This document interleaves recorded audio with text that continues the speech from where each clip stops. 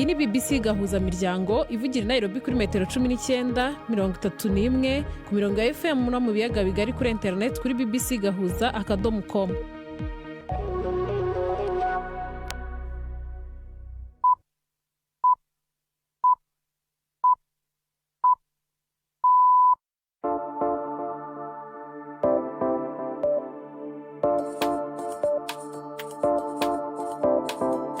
Ubu ni saa moya n'igice z'ijoro i Nairobi, ni saa 12 n'igice z'umugoroba mu Burundi no mu Rwanda, muri kumwe na Gisele Berwa.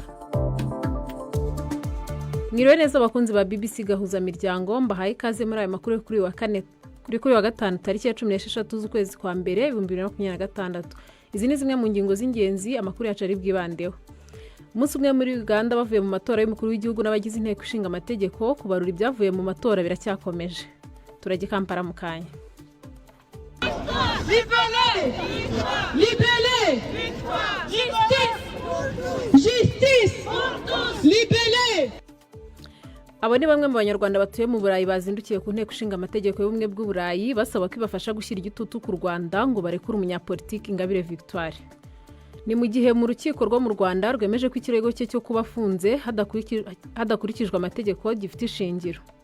Umunyamategeko kuba muri Leta Zunze Ubumwe za Amerika aradusobanurira ku byemezo Perezida Trump akomeje gufatira bimukira binjira mu gihugu cye.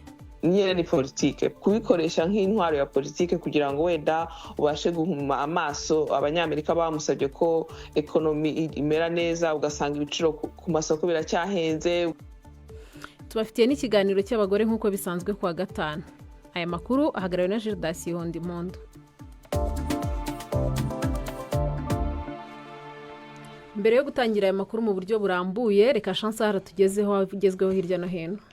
Leta ya Afrika y'Epfo yatanguye amatohoza ku kuba Iran yaritavye imyimenyerezo ya gisirikare yo mu mazi yabaye muri iyi ndwi ku nkengera z'ico gihugu. Ivyo ni mu gihe Leta Zunze Ubumwe za Amerika ziriko ziranegura cane iyo myimenyerezo. Ubushikiranganje bwo kwivuna abansi n'igisirikare bagirijwe ko birengagije amategeko y'umukuru w'igihugu yo gukura Iran ku rutonde rw'abari gukora iyo myimenyerezo y'amazindwi. Imyimenyerezo yarimwo kandi Uburusiya n'Ubushinwa. Ikaba yabaye mu gihe muri Iran ariko haraba guhosha n'ubukari bwinshi imyirekano igwanya leta. Iyi ni BBC. Umushikiranganje wa mbere wa Canada yatangaje ko yashitse ku masezerano akomeye y'ubudandaji n'Ubushinwa kugira ngo havanweho intambamyi hamwe no kugabanya amakori ku bidandazwa bikuru. Impande zombi zatangaje ko hagiye kubugufashanya gushasha. Iyi ni impinduka ikomeye cyane kandi itari yitezwe inyuma y'imyaka hafi 10 umubano hagati ya Canada n'Ubushinwa waratosekaye. Bibaye kandi mu gihe Canada yari ihanzwe no kudugirizwa amakori na Leta Zunze Ubumwe za Amerika umubanyi wayo kandi azimbere mu migenderanire y'urudandazwa. Ni inkuru ya Rorabika umva mu ijwi rya Prime Ndikumagenge. Perezida Xi Jinping yavuze yuko iyi ari impinduka itari yitezwe nziza mu migenderanire igihe yahana ukuboko n'umushikiranganje wa mbere wa Canada Mark Carney, umutegetsi wa mbere w'ico gihugu agendeye Ubushinwa mu myaka 8. Abo bategetsi babiri bemeranije ko Ubushinwa buzogabanura amakori ku mbuto za canola. Canada nayo ikazokwemera ibihumbi 49 by'imodoka zo mu Bushinwa zikoresha umuyaga nkuba gushoka ku masoko yayo. Uko gukorana gushasha gushobora no kuzoha Ubushinwa ayandi mahirwe y'ivyashara muri Canada umubanyi wa Amerika. Kandi yavuze yuko isi yahindutse cyane, acavuga Ubushinwa nk'igihugu cyo gukorana urudandazwa gishira ibintu mu gaciro cubaha kandi ingingo zaco zitaza giturumbuka. Uwahoze ari perezida wa Korea y'Epfo Yoon Suk Yeol yakatiwe igihano cyo gufunga imyaka 5 kubera kugerageza gushiraho amategeko ya gisirikare ariko akananirwa mu mwaka uheze. Yahanwe n'ivyaha birimo gukoresha nabo bubasha afise no kurengera ubutungane. Hanyuma sentare ikavuga ko ivyo yakoze byashize igihugu mu ngorane zikomeye za politiki kandi ko atigeze yerekana ko yicuza. Abashingwa manza ba Yoon bavuga ko bazokunguruza. Bavuga ko sentare yaciye urubanza ifatiye ku vyo yakoze ari umukuru w'igihugu, ibintu bavuga ko bishobora kugabanya cyane ububasha bw'abakuru b'igihugu bazokurikira. Umwe mu babuburanira yagize ati: uyu munsi hatangajwe icyemezo cy'urukiko iki cyemezo cyo kumuhamya icyaha ni icyemezo cyoroshye bikabije itandukaniro riri hagati y'ububasha perezida ahabwa n'itegeko nshinga hamwe n'inshingano zishingiye ku mategeko ahana ibyaha. Iyo mitekerereze rero iramutse ikomeje gutyo igakoreshwa, nta perezida n'umwe wazaza mu bihe biri imbere wazashobora gufata icyemezo mu bihe by'ibibazo bikomeye. Ikindi kandi ni ukuvuga ko ibyakorwa byose n'umukuru w'igihugu mu nyungu z'igihugu bizahora bishobora gusubirwamo mu gihe runaka hanyuma bigafatwa nk'ibyaha. Giselle, urakoze cyane Chansard.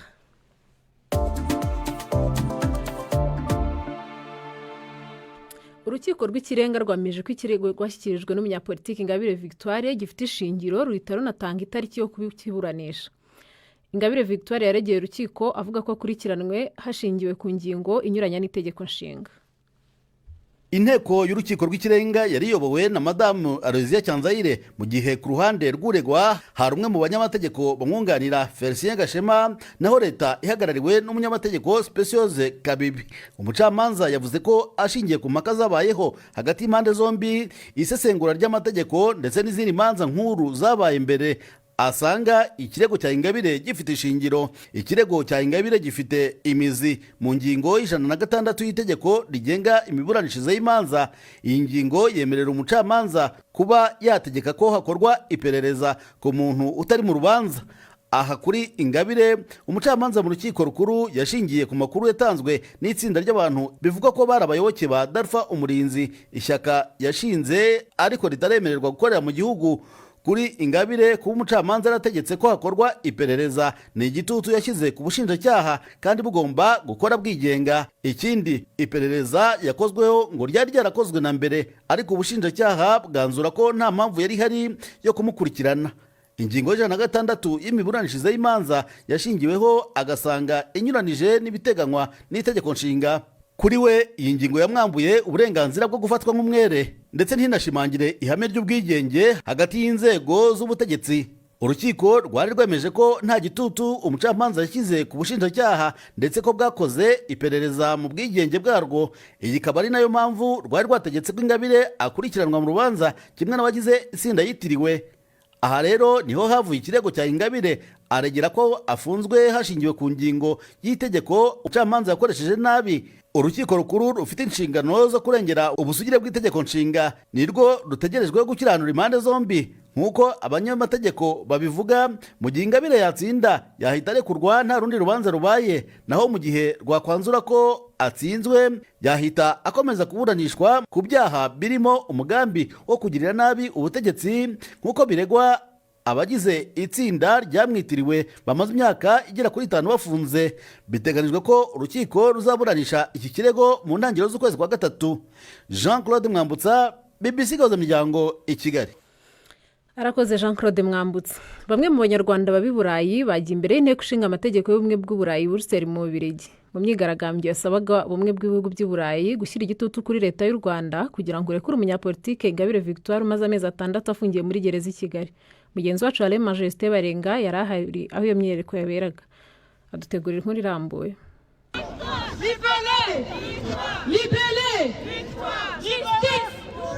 Abo ni bamwe mu banyarwanda baba mu gihugu cy'Ububiligi b'abayoboke ba Victoire Ingabire Umuhoza, bari hagati y'ijana n'amajana 200 bahurikiye muri Fondation Victoire Ingabire, aho bari bazindutse bagandagaza ahakorera n'amashinga amateka y'ibihugu by'ubumwe bwa Buraya i Bruxelles ku mugwa mukuru w'Ububiligi. Bari bitwaje ibyapa bisaba irekurwa rya Victoire Ingabire, bambaye n'imyambaro iriko ifoto yiwe. Augustin Munyaneza arongoye Fondation Victoire Ingabire avuga ko baje gusaba abashinga amateka ba Buraya gushira mu ngiro icemezo bafashe mu mpera z'umwaka wa 2025 casaba irekurwa ryihuta rya Victoire Ingabire. Iyi inshinga amateka y'Uburaya yasabye u Rwanda ko rwafungura Ingabire Victoire kubera ko rubona ko ibyo bamurega bidafite ishingiro. Isaba ko bahita bamufungura ako kanya. Amezi abaye 6 afunze. Tuje kubasaba kugira ngo bo ubwabo bubahirize ibyo basabye. Basaba u Rwanda rufungure Victoire Ingabire. Ariko u Rwanda rugati igihugu cigenga utabwera bwabo ni burigenga. Ibyo nibyo. ubutabera niba rwigenga, abacamanza niba bigenga, nibakurikiza ayo mategeko bahite bamufungura. Bernadette Mukansanga yitabiriye iyo myiyerekano avuga ko hakoreshejwe igitugu cy'ubumwe bwa Buraya bizeye ko Ingabire yorekugwa. Urabona leta y'u Rwanda ni leta itifashije, babaho ku nkunga z'amahanga, kandi izo nkunga z'amahanga harimo n'inkunga zituruka mu bihugu bya Europe. Ubwo rero iyo nkunga yose ihagaze bakayitanga su condition ke leta ya Kigali iha abanyarwanda uburenganzira bwabo bwo gutanga ibitekerezo byabo, bwo kuvuga icyo bashatse, bwo gukora politiki uko babishaka, babigeraho rwose. Kuko n'ubwashize amahanga yashyizeho presiyo leta ya Kigali, nanone yarafunzwe ariko baramurekura. Ahabera iyo myiyerekano umutekano wari ukajijwe bikomeye. Bamwe mu bashinga amateka b'iyo nama bahabonetse umwanya muto bariko barakebukana n'abarongoye iyo myiyerekano. Iyo myiyerekano yamaze amasaha 3 yarangiye abayitunganije batanze urwandiko muri iyo nama shinga amateka rusaba irekugwa rya Victoire Ingabire. I Buruseli mu Bubiligi, Alain Majesté Barenga. Nyuma y'umunsi umwe gusa Uganda habaye amatora y'umukuru w'igihugu ndetse n'abagize inteko ishinga amategeko, igikorwa cyo kubara amajwi kirakomeje. Ku murongo wa telefoni Kampala turi kumwe na mugenzi wacu Siriake Muhawe nayo. Siriake muraho? Amahoro? Umwuka umeze utaho ngaho? Ngaha novuga yuko ntawovuga yuko byose byifashe neza, kubera yuko umugoroba habaye itana mu mitwe hagati y'abanyagihugu n'abajeje umutekano mu gisagara ca Kampala, aho bivugwa ko abajeje umutekano bari bishe umwana w'imyaka 15 kuri Salama Road, bituma haba ugushamirana, mbere bikavuga ko hari n'abajeje umutekano baba batswe inkoho n'abanyagihugu. Ariko muri rusangi aho twagiye turacakari ku murango ibintu bya byifashe neza. Agataho rero n'utavuga rumwe na leta nawe yitoje mu kibanza cy'umukuru w'igihugu Bobi Wine ndahejeje kwandika mu kanya kuri X ko yazungurutswe umuhana wiwe uzungurutswe n'igipolisi, ko mbere basimvye n'urukuta baja ahaba bahashira amahema ariho bari, ariko igipolisi kihejeje kumenyesha yuko ibikorwa barimwo ku muhana wa Bobi Wine ari uko bariko baramucungerera ubuzima. Kuvejo bari batangiye kubarura amajwi bo bagezeho icyo gikorwa. Amajwi yatanguye guharurwa n'ivyo ejo nyino matora kirangira isaha 11. Igikorwa rero cabandanje hanini cabanaye no kwegeranya ayo majwi bayegereza hamwe kugira bamenye uwo yatsinze. Mu haruro rero bimaze kumenyekana nuko gushika president Museveni ariwe yarakira imbere n'amajwi arenga 70%, hama Bobi Wine naza mu kibanza ca kabiri nawe yarafite amajwi arenga 20%. Rero mu mategeko biteganijwe ko ibyavuye muri ayo matora bimenyekana ejo aho bukera, no kuvuga inyuma y'imisi 2 ayo matora abaye. Aho herereye umutekano n'imirimo y'ubucuruzi byifashe gute? Aho merereye nayemeje kubwira ko twagiye mu gisagara ca Kampala turazunguruka turabona ko ibintu byifashe neza, kiretse ibyo mpejeje kukubwira mu kanya byabaye inkuru twamenye nimugoroba. Ariko kandi mu bindi bice by'igihugu havuzwe ko habaye ingwane ahitwa Butambara. Ibinyamakuru byo ngaha muri Uganda bikavuga yuko hari abantu babishwe n'igipolisi ku muhana w'umukuru w'umuganga utavuga rumwe na leta NUP wa Bobi Wine mu burengero bwa Uganda. Impande zose zikaba ziko ziratana ku mwikomo. Hanyuma no mu karere ka Ruwero naho nyene haravugwa ko hari abantu bishwe, ariko ivyo byose BBC ntirayironkera ibyemezo bigaragara.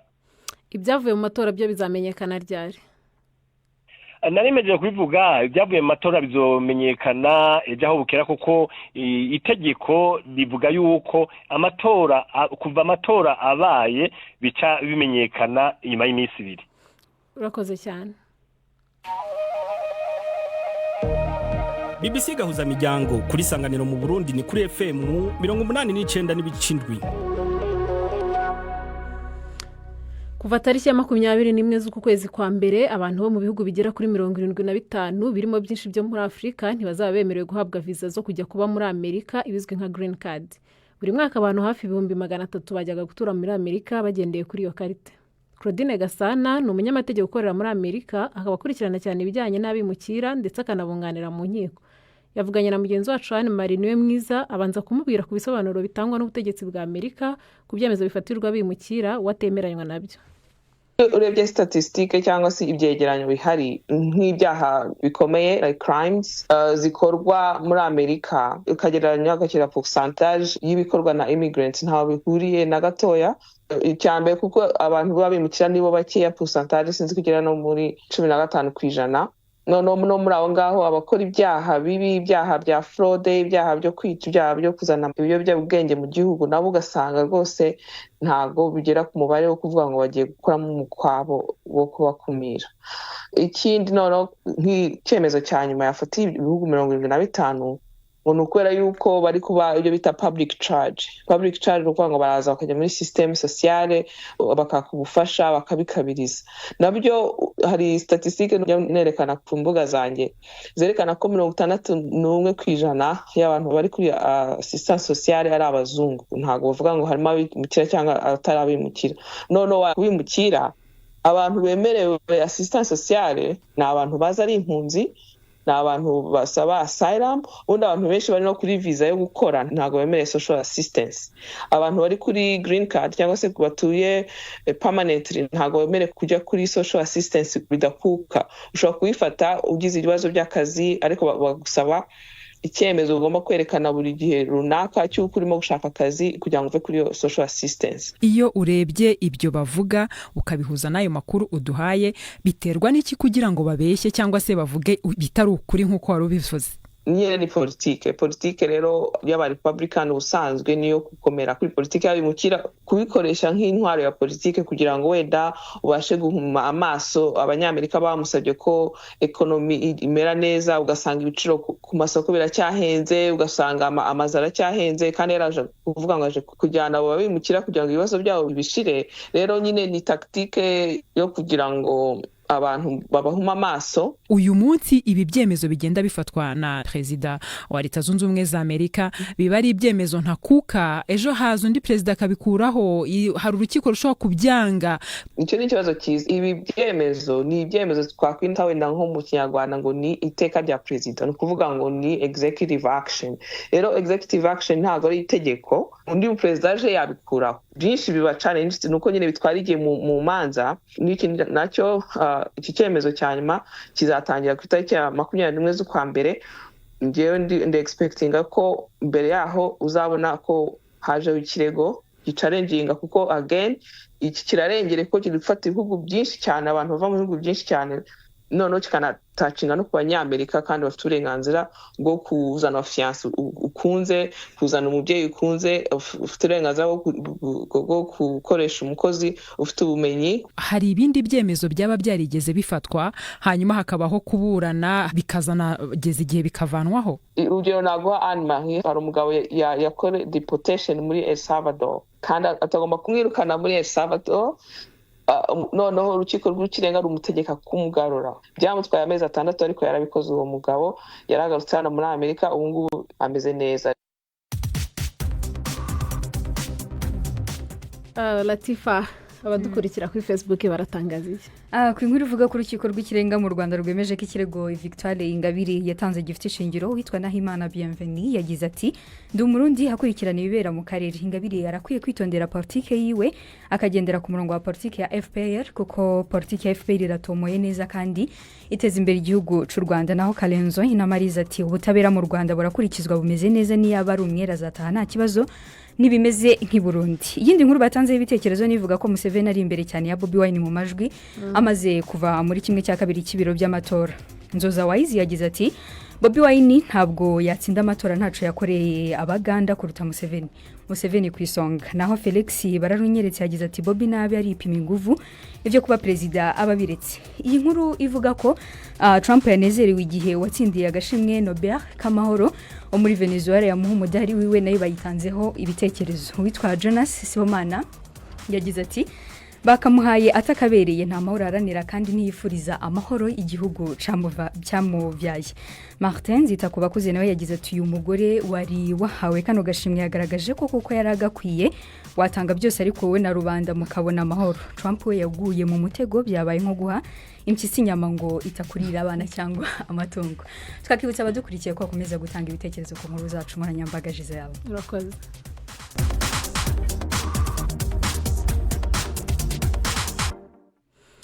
Ese wabigenza ute ugize utyo ukikangura mu buriri ugasanga uruziramire rwakwizingiye mu ijosi? Nibyo byabaye ku mugore wo muri Australia. Uko byagenze reka tubibaze Latifa Mutesi. Mu gicuku cyo mu ijoro ryo kuwa mbere, Rachel Bloll yinyeganyeje mu buriri bwe asanga hari ikintu kiremereye kimuzengurutse ku gituza cye. Atarakanguka neza yagifashe yagira ngo ni imbwa ye ariko asanga arimo gukorakora ikintu cyoroshye kandi kinyerera. Ubwo Rachel yageragezaga kwimiramiza mu mashuka ye ashaka no kwiyegereza iyo mbwa ye ku ijosi, umukunzi we yacanye itara ryo ku ruhande rw'uburiri maze asanga ni ikintu giteye ubwoba. Nuko asaba umukunzi we kuguma hamwe kuko ari inzoka nini cyane y'uruziramire imuri ku gituza. Rachel yahise asaba gusohora imbwa yabo mu cyumba kuko iza kubona iyo nzoka byari guhinduka intambara ikomeye. Umugabo n'imbwa bamaze gusohoka mu cyumba, Rachel yahise atangira kwikuraho uru ruziramire buhoro buhoro.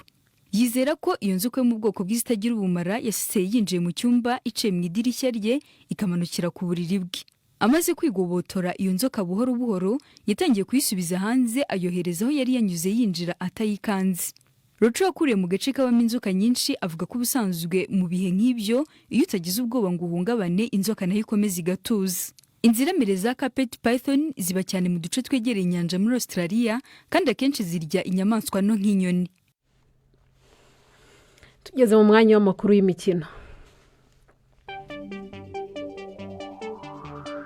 Imikino kuri BBC gahuza miryango. Ikaze mu makuru y'imikino twabateguriye. Mpere mu Rwanda, shampiyona y'umupira w'amaguru izakomeza kuri uyu wa gatandatu. Al Hilal Omdurman yo muri Sudan izahura na Rayon Sport ku kibuga cy'amahoro, naho ku cyumweru kuri icyo kibuga APR FC ikazahahurira na Al Merreikh nayo yo muri Sudan. Amakipe yombi arakurikirana ku rutonde rw'agateganyo. APR FC iri ku mwanya wa gatatu n'amanota 32, naho Al Merreikh ikaza ku mwanya wa kane n'amanota 30. Ku mugabane w'Uburayi, shampiyona y'Ubwongereza English Premier League izakomeza umukino ukaze kuri uyu wa gatandatu. Manchester United n'umutoza mushya Michael Carrick izakira Manchester City Old Trafford. Mu yindi mikino, Leeds United izahura na Fulham, Liverpool yakire Burnley, Sunderland ikina na Crystal Palace, Tottenham yo ikazakina na West Ham, mu gihe Nottingham Forest izahura na Arsenal. Ku cyumweru Wolverhampton izakina na Newcastle United, Aston Villa icakirane na Everton. Hagati aho, myugariro wa Liverpool Andy Robertson yifuza kuguma muri iyo kipe na nyuma y'igihe amasezerano ye azarangirira uyu mwaka, ariko akavuga ko ari umukinnyi ushaka guhabwa umwanya uhagije wo gukina. Robertson w'imyaka 31 avuga ko nta mwanzuro wari wafatwa n'ubwo yagiranye ibiganiro na Liverpool. Robertson ukomoka mu gihugu cya Scotland yinjiye muri Liverpool kuri miliyoni 8 z'amapawundi avuye mu ikipe ya Hull City hari muri 2017. Yakinnye imikino 362 ariko uyu mwaka w'imikino amaze gutangira gusa imikino 4 muri Premier League. Naho muri Tottenham, umunyabrazil rutahizamu wabo Richarlison azamara ibyumweru 7 atagaragara mu kibuga kubera imvune. Uyu mukinnyi w'imyaka 28 niwe watsinze ibitego byinshi muri Spurs. Muri iyi shampiyona yatsinze ibitego 7 mu mikino 21. Spurs yasezerewe na Aston Villa mu gikombe cya FA, ari naho Richarlison yavunikiye. Tottenham yicaye ku mwanya wa 14 muri shampiyona. Ive turakomezanyije ku murongo wa telefone. Ive, mwiriwe neza? Mwiriwe namwe. Tubwire ku mukino wa nyuma w'igikombe cya Afrika uzaba ku cyumweru mu gihugu cya Maroc hagati ya Senegal na Maroc. Uyu ni umukino uzaba ukomeye cyane urebye amakipe yagiye asezerera.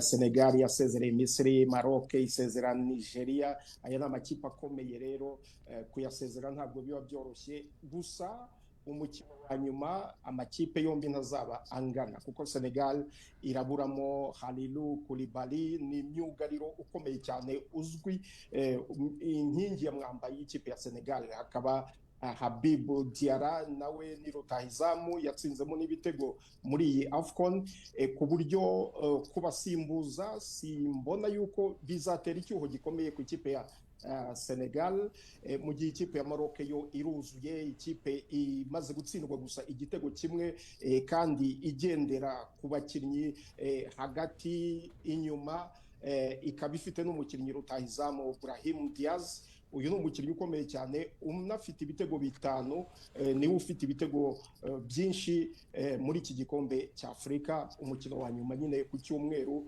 ikipe ya Maroc ikaba ihabwa amahirwe menshi cyane ku kigero cya 90%. Urakoze cyane Yves. Urakoze nawe. Imva n'imvano y'ejo kuwa gatandatu izaba iri ku mpunzi z'abarundi zo mu nkambi za Nyarugusu na Nduta zimaze iminsi zisenyerwaho inzu zo zikabona ko ari uburyo bw'uko zatahuka ku gahato. Ntimuzacikwe, ni ku isaha mumenyereye, ku isaha moya za mu gitondo, ku isaha yo mu Rwanda no mu Burundi. Tugeze ku mwanya w'ikiganiro baza muganga.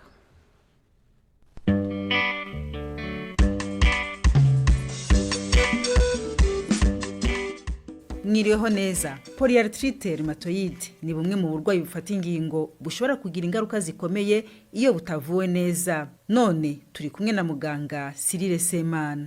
Polyarthrite rheumatoide cyangwa se rheumatoid arthritis mu ndimi z'amahanga ni ubwoko bw'indwara igaragazwa n'ububyimbe bufata ingingo iza bitewe n'uko umubiri wakoze abasirikare barwanya uturemangingo tw'uwo mubiri mu kwirwanya ubwawo, ibyo bita maladie auto-immune. Itangira cyane cyane mu ntoki cyangwa haramutujanaho ikiganza gihura n'akaboko cyangwa se mu kiganza muri rusange. Hanyuma uko ibihe bigenda bihita itavuwe igafata izindi ngingo, ishobora kugera mu nkokora, ishobora kugera mu ntugu, ishobora kugera mu mavi, ishobora no kugera yemwe no mu bindi bice by'umubiri kubera urugero yagezeho. Yabiterwa n'iki rero? Kenshi biterwa n'imiterere y'umuntu. Buri muntu wese afite ibintu bimugize bita gene. Ndanumva bazita ngo nutugirangingo gene. Tugirangingo hari igihe ko tuba duteye tuba twarahindaguritse, noneho mu mihindagurikire yabyo hakaba imiterere ituma hazaza ya ndwara bita polyarthrite rheumatoide. Zindi mpamvu twavuga zishobora kubitera, hari nk'abantu babyibushye, abantu bakunda kunywa itabi, nabyo byagaragaye ko bakunda kugira ibibazo. Ikindi hari mikorobe zishobora kuza zavukiye mu bindi bice bitari mu ngingo ariko bukaba bwagera mu ngingo bitewe n'uko umubiri wivumbuye. Kose wenda nka rubagimpande twumva nayo ngo ifata mu ngingo, hari aho yabihuriye n'ubu burwayi bwa polyarthrite? Polyarthrite nayo twayita ko ari ubwoko bwa rubagimpande. Nuko rubagimpande nyakuri iyo mikorobe iyo ivuwe ishobora gukira, rubagimpande ikagenda. Ariko iyo bimaze igihe kirekire byafasha n'ingingo zitandukanye nibwo bifata ya miterere bita polyarthrite rheumatoide cyangwa ya ndwara bita rubagimpande nakwita chronique. Ikindi twavuga nuko rubagimpande kenshi fata n'abana batoya, ariko akenshi iyo polyarthrite rheumatoide igaragara cyane abantu bakuze hagati y'imyaka 40 na 50. Ikindi twavuga nuko iyo ndwara ya polyarthrite rheumatoide ikunda kwiganza cyane ku bantu b'igitsina gore kurusha abantu b'igitsina gabo.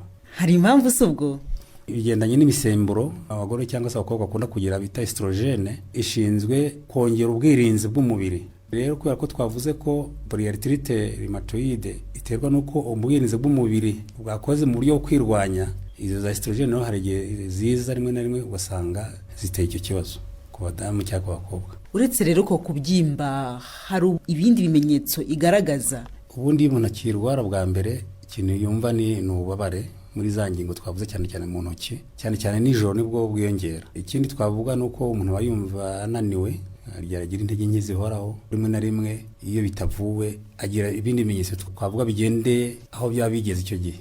Usanga rero umurwayi guhina, kurambura ingingo ze rimwe na rimwe bimunanira.